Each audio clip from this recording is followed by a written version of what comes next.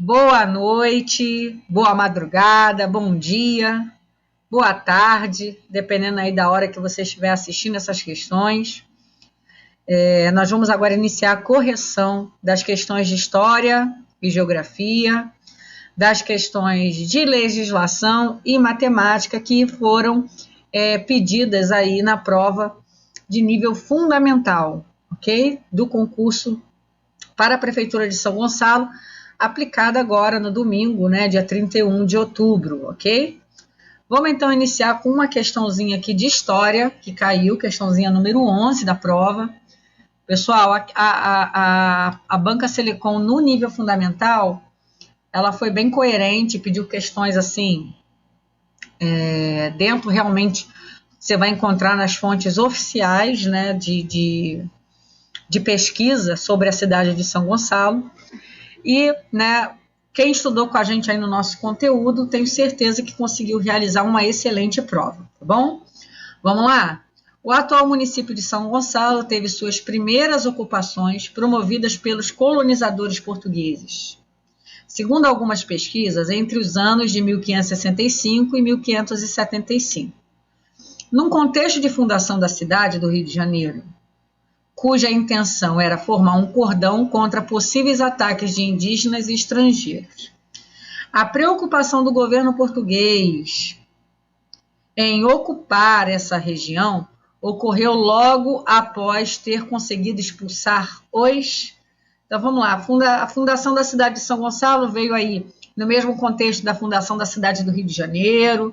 Foi logo após os portugueses expulsarem um grupo de invasores, né, que tentou tomar toda essa região aí da Baía de Guanabara. Esses invasores eram os ingleses, eram os holandeses, os espanhóis ou os franceses, gente?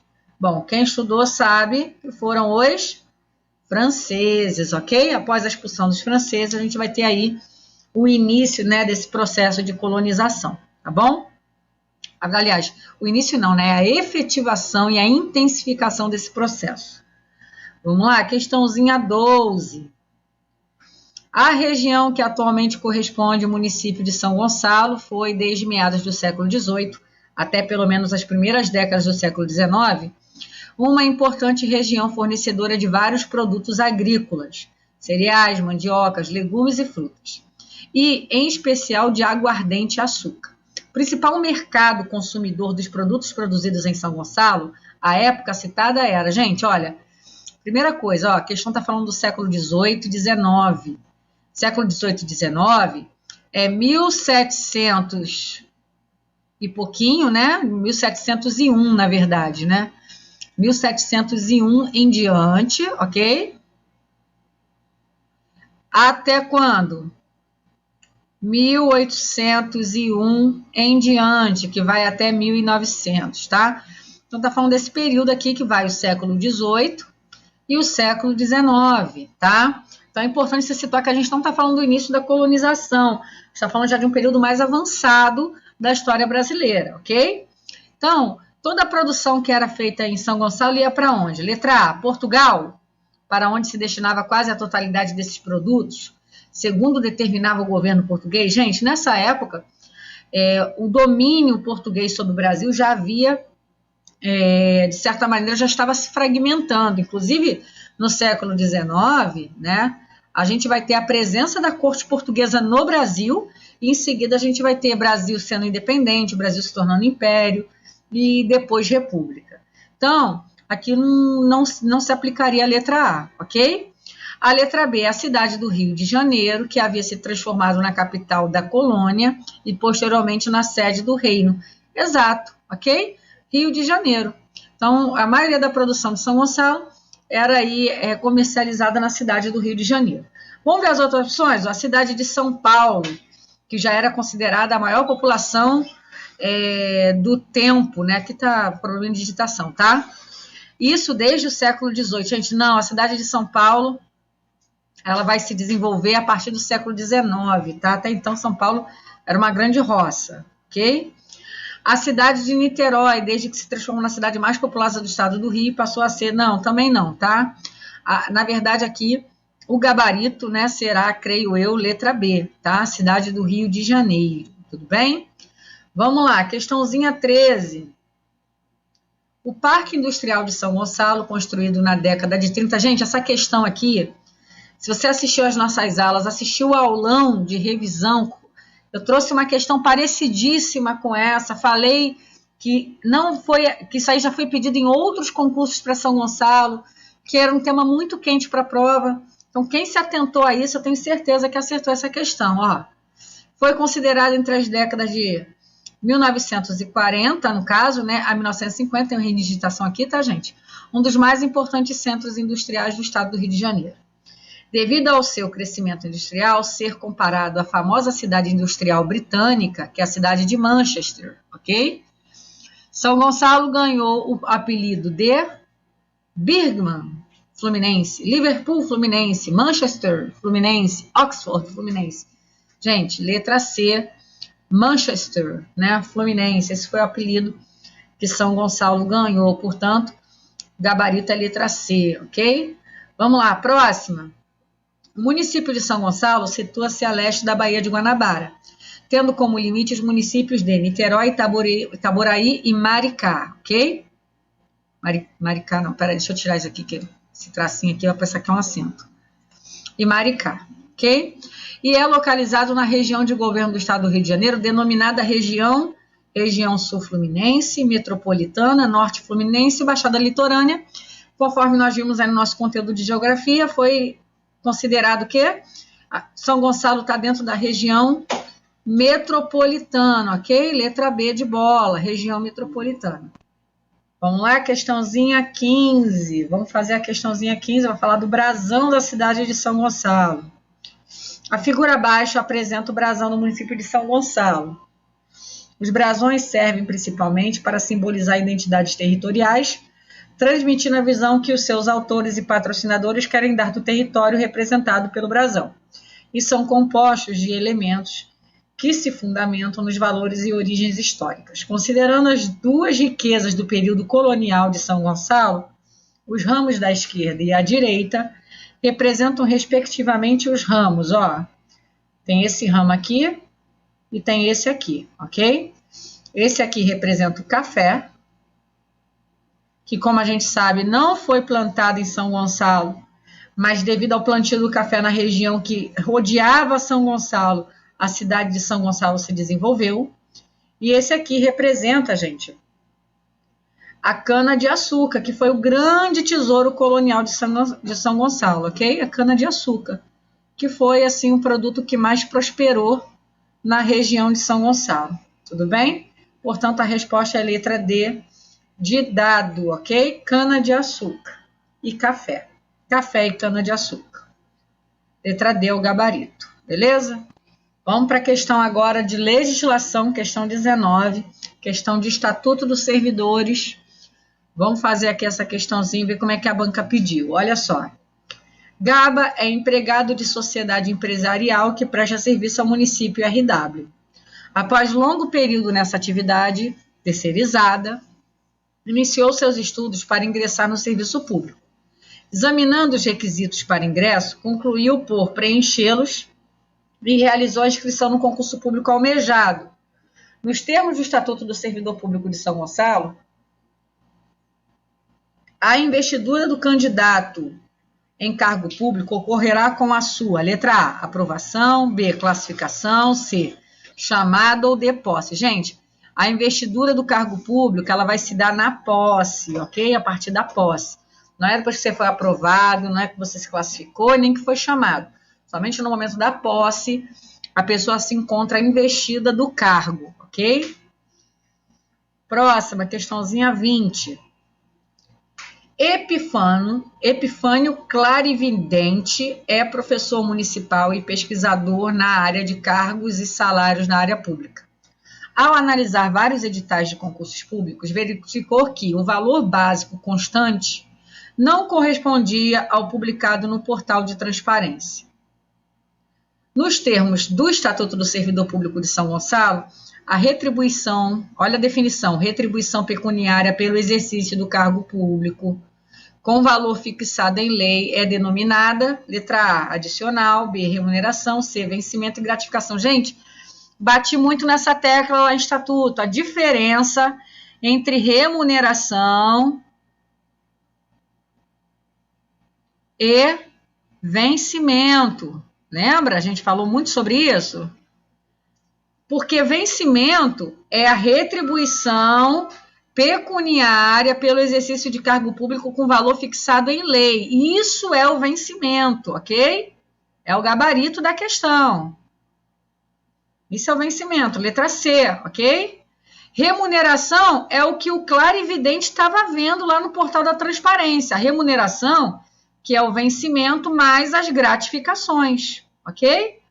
Então, você vê que a banca quis brincar um pouquinho com esse conceito aí, mas você que estava ligado e assistiu às aulas, eu tenho certeza que acertou essas questões, ok? Então, gente, agora vamos entrar aí com o professor Magno, ele vai estar corrigindo, então, as questões de matemática aí com vocês. Um beijão. Fala comigo, meus amigos concurseiros. Um grande abraço para você que está aí do outro lado da telinha. Sei que hoje foi um dia de muita luta, porque choveu muito aí na área de São Gonçalo, não é verdade? E eu sei que a galera está aí na flor da pele, com a ansiedade lá em cima, né? Esperando aí um pré-resultado, né? Extraoficial. Gente, o que eu posso trazer hoje para vocês são as questões de matemática. A professora trouxe aí história e legislação. Amanhã eu vou pegar aí a parte de português, tá? Por quê? Porque eu estou debilitado, eu sofri um acidente, estou com dificuldade de locomoção. Estou gravando aqui da minha cama, mas amanhã eu creio que eu vou estar melhor e vou pegar a parte de português, tá bom? Então vamos trabalhar aí as questões de matemática, tá? Questão 27, vamos lá. Uma merendeira constatou que a quantidade de 2 quilos de polenta, aí o que eu digo para vocês sempre? Começa marcando as informações que a banca dá, ó, tá? 2 quilos. 2 quilos de polenta já pronta, dava para servir 20 alunos. Marca também, ó, 20 alunos. Do 9º ano do ensino fundamental. Desta forma, a quantidade de polenta a ser colocada no prato de cada aluno para que não falte e nem haja desperdício é de... Agora observe bem, ó. Ele está dando a quantidade em quilos. E a resposta ele está dando em quê? Em gramas. Então, de cara, você já sabe que vai ter que converter, né? Converter. Aí eu ensinei lá na aula a tabelinha, né?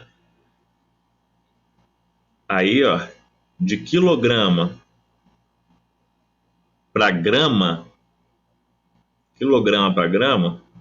você vai andar 3 casas. Por quê? Ó, quilograma, hectograma, decagrama,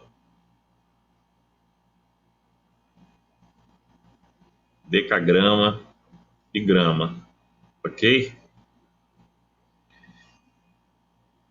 Aí você vai andar, ó, 1, 2, 3 casas para direita. Aí você pega o número 2 e todo número inteiro ele tem uma vírgula escondida aqui, ok? Uma vírgulazinha escondida. Então você sabe que você vai andar essa vírgula para a direita. E quando anda para a direita, o que acontece? Você vai acrescentar 0. Ó, vai botar aqui, ó, 1, 2, 3. Então eu tenho um 0 aqui, um 0 aqui e um 0 aqui. Então ficou o quê? Ó, de 2 quilos, agora eu tenho 2.000 gramas. Tá beleza até aí, gente? 2.000 gramas. Então já convertemos, né? Convertemos. Agora ele diz o quê? Que eu tenho 2.000 gramas de polenta que dava para servir 20 alunos, né?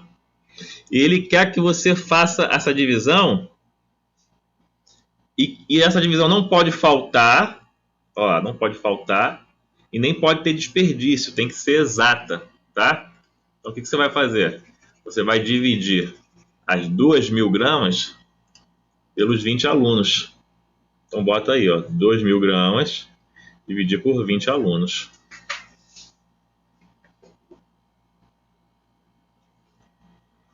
Vamos lá? Se lembra como é que faz para dividir? Ó? Corta o 0 aqui, corta o 0 aqui, para ficar mais fácil a sua vida, né?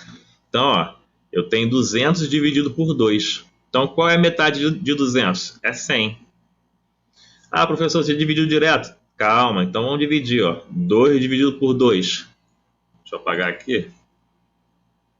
2 dividido por 2 dá 1. Aí sobrou 0. Agora você vai descer esse 0 aqui, ó. 0 dividido por 2 dá 0. Aí sobrou 0. Agora você vai descer esse 0 aqui, ó. 0 dividido por 2 dá 0. Temos 100. Tá ok? Então, gabarito, letra C.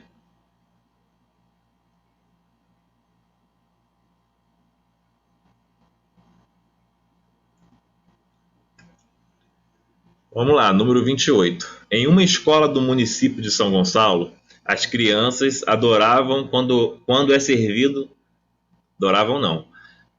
Vou ler de novo. Em uma escola do município de São Gonçalo, as crianças adoram quando é servido ovo mexido. Sabendo-se que a escola possui 120 crianças, olha aí, ó, já marca a informação. 120 crianças.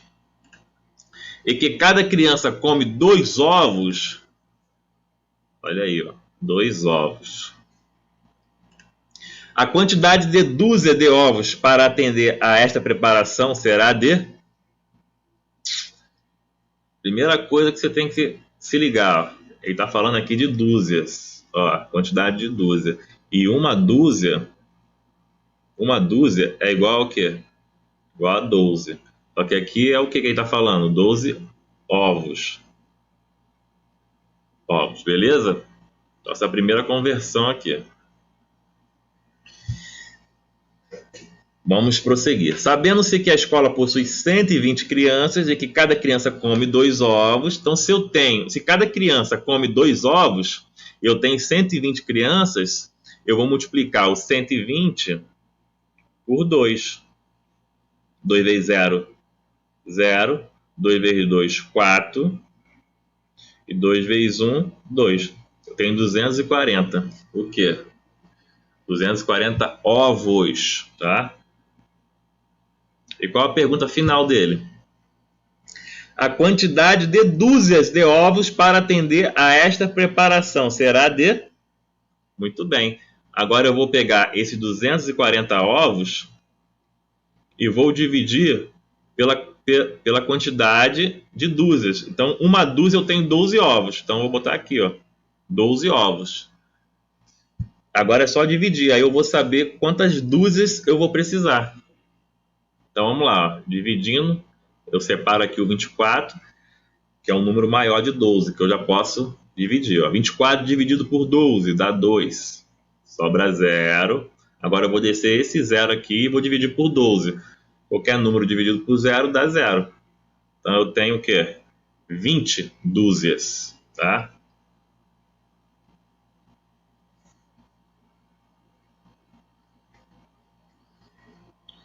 Vamos para a questão 29. No dia da contagem do estoque, Dona Maria, uma merendeira muito prestativa, contou 30 quilos de arroz. 30 quilos de arroz, ó. Marca aí. Que não foram utilizados e, portanto, estavam sobrando na prateleira. Sobrando. Toda semana são gastos 100 quilos de arroz. Anota. Para fazer a merenda nessa escola. Dessa forma, quando a compra for feita para a semana seguinte, Dona Maria irá informar a quantidade de arroz em estoque e o valor a ser solicitado para a compra deverá ser de... Muito bem. Vamos lá. Então, a questão me informa que eu tenho 30 quilos de arroz sobrando. Beleza? Sobrando. E a questão também me informa que toda semana são gastos 100 quilos de arroz. 100 quilos de arroz. 100 quilos de arroz. Então, que a Dona Maria vai ter que fazer? Ela vai ter que informar a quantidade de arroz em estoque que está sobrando, que é 30 quilos. Para quê? Para fazer a compra da próxima semana. Só que toda semana ela é gasto 100 quilos de arroz. Então não vai precisar comprar 100 quilos, porque já tem 30 sobrando. Então vai precisar comprar quanto? 70 quilos de arroz. É só diminuir, gente. Subtrair 100 menos 30, tá? Vai dar 70. Última questão. Numa unidade escolar, a merenda é servida todos os dias pontualmente, às 9h45 da manhã. Quando a merenda olhou no relógio... Quando a merendeira... Hoje está difícil, hein? Quando a merendeira olhou no relógio de parede, estava marcado 9h30. Ela prontamente foi avisar os companheiros de trabalho que deveriam se preparar, pois faltavam para a merenda cerca de... Muito bem, questão simples demais, né? A merenda é servida o quê? Que horas? 9h45, tá? E que hora que estava marcando no relógio? 9h30. E ela saiu correndo para avisar os companheiros que deveriam se preparar, pois faltava quantos minutos para começar a servir a merenda? É só diminuir, gente, só subtrair. 45 menos 30. 5 menos 0 dá 5. 4 menos 3 dá 15. 15 o quê? 15 minutos. 9 menos 9 dá 0. Então, resposta: 15 minutos. Galera, Selecom deu 4 questões fáceis aí, de matemática para merendeira, tá? Então ela deu de presente aí para vocês. Pensei que ia ser coisa pior, ela ia cobrar um pouquinho mais puxado, mas ela deu de presente essas questãozinhas aí, tá bom? Eu acho que daqui a pouco vai sair questões aí para nível médio, tá? E amanhã a gente pega português, tá bom? Então, aquele abraço, parabéns aí para quem teve êxito na prova e estuda que a vida muda. Valeu!